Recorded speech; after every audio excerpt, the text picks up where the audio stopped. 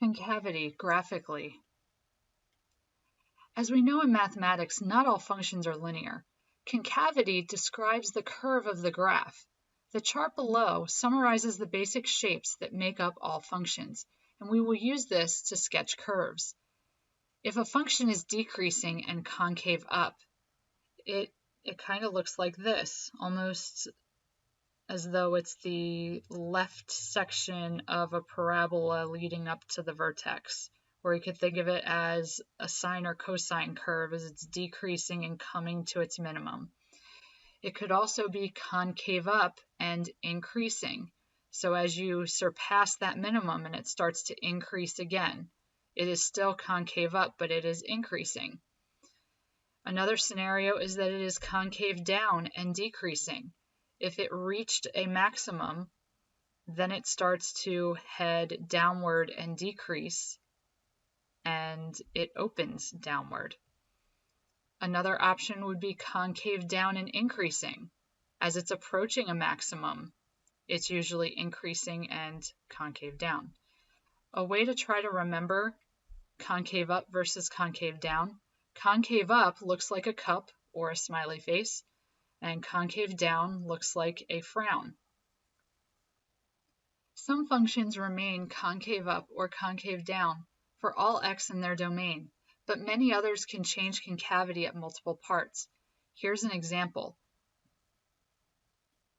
We have this function, and we are going to label each section with the correct concavity.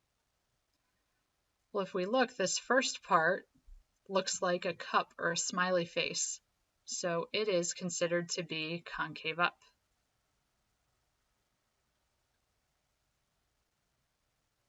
And then this blue section kind of looks like a frown, so it is concave down.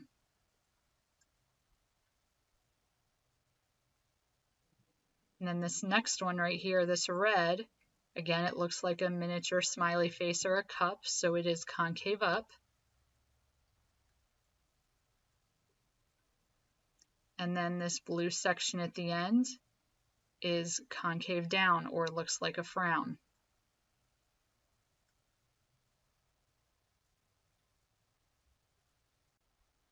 And here are the solutions. It matches how we labeled the graph on the previous slide. The red sections are both concave up. They look like a smiley face or a cup, so therefore they are concave up. The blue sections look like a frown, so they are concave down. A point x equals c is called an inflection point, or point of inflection, if a function is continuous at that point and the function changes concavity at that point. Each star represents an inflection point for this function. Notice how we went from concave up to concave down. We went from red to blue, so right where that transition happened, that's the inflection point.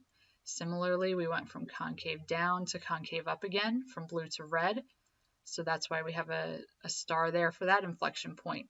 And then again, we're going from red to blue, so concave up to concave down, so here is another point of inflection.